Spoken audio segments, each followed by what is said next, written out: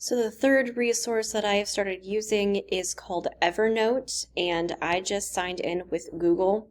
It was super easy to make an account, and as soon as it loads, I'll show you some of the cool features of it.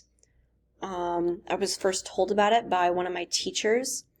Now here is just my home page. And of course there is an upgraded version, but I only have the free because I don't need all of the extra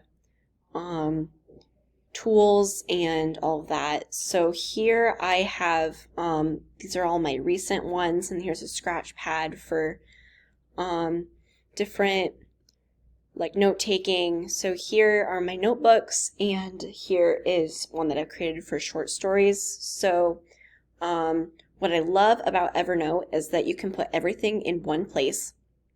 So here I have brainstorming for a short story that I wrote for this issue that came out in February of this year. So I had the theme of fragility and also the definition, different ways to implement the theme. What I also like is that you can embed documents in here, that you can just have a link, and here's the rough draft that I did for the story, and you can click on that and you can go to it, you can open it. What I also like is that you can make a to-do list. So here I will show you over in this area if you have any. So if you're having notes for a class and you put the homework in here, you can put it in your to-do, and as soon as you finish it, then you can check them off here, and it will show over here if you've done them all.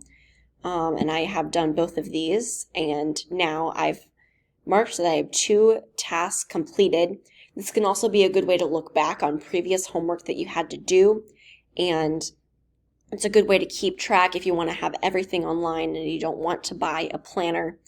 What I also like is you can have different screen grabs. So I have here the Webster definition of fragile, and here's just like the entire web page. So and now if I go into my browser and I type in fragility meaning, then if I just do fragility, let's try that. It's supposed to come up with something over here. Let me try snowman. Yes, here it is.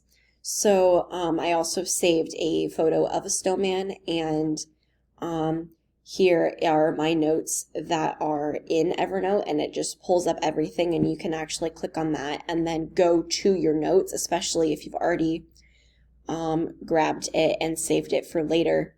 So if you go back to home, then you can see everything here, and then you can actually see all of the different web clips and the images that you have saved, as well as other documents and audio and emails. I don't know everything about this as I've just started using it, so it is just a really neat tool to put all of your notes for class and homework and screen grabs and all this kind of stuff. So it's just a really nice way to organize and keep everything in the same spot. I really hope that that was helpful, and I hope you have a wonderful day.